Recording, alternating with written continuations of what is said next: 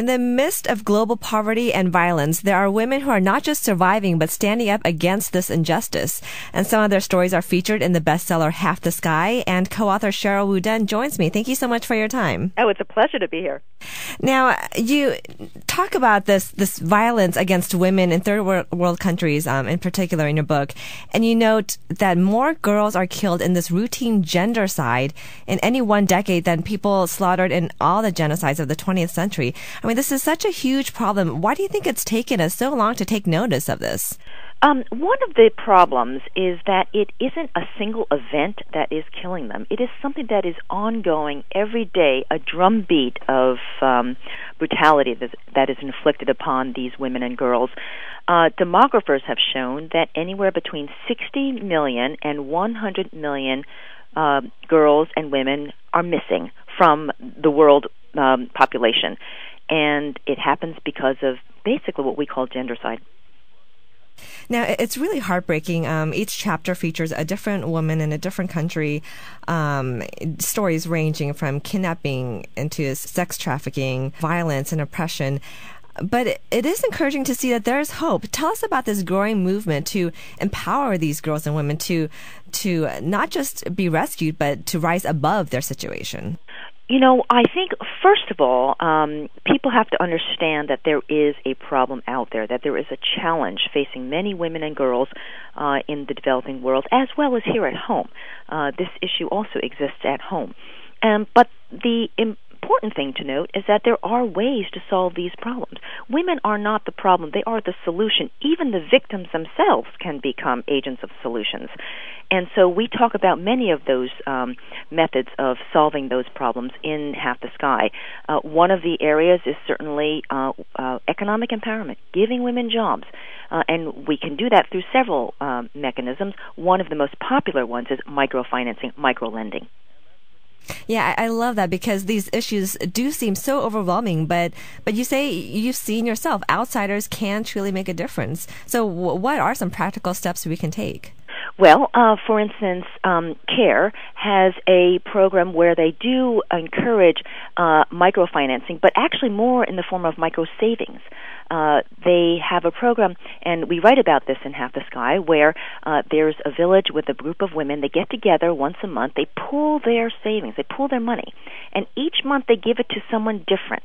They give it to a woman who has decided on a particular project, whether it's to grow a certain kind of crop, like bananas, for instance, or to grow something else that has a short life, a short span. And then the woman, hopefully she makes money off of it, and then she gives back the loan to the group, and they pass it on to the next group. It's all self-sustaining.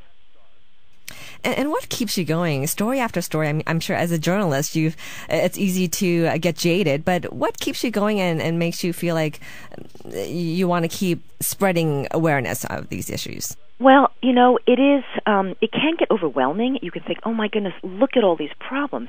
But actually when you get to know the issues and you get to know the people who are being sort of victims of these problems, you actually see some incredibly courageous acts. Side by side with a lot of the evil is a lot of the amazing good.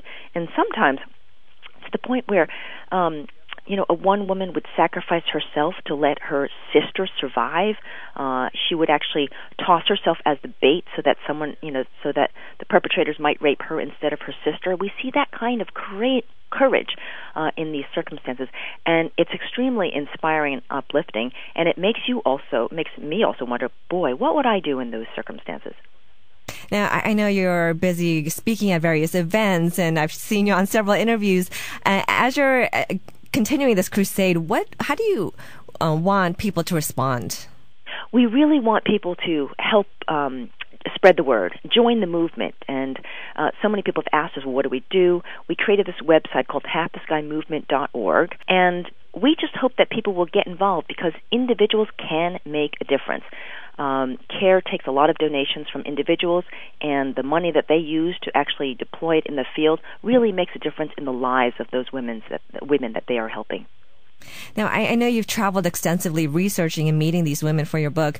Any plans to revisit these countries and these women? We actually have met with some of the women. It's not always easy to maintain contact. It's not as though they are linked to the internet with a computer. But when we can, we do try and stay in touch.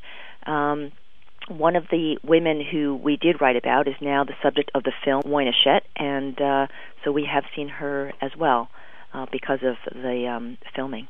Great. Thank you so much. Is there anything else you'd like to add?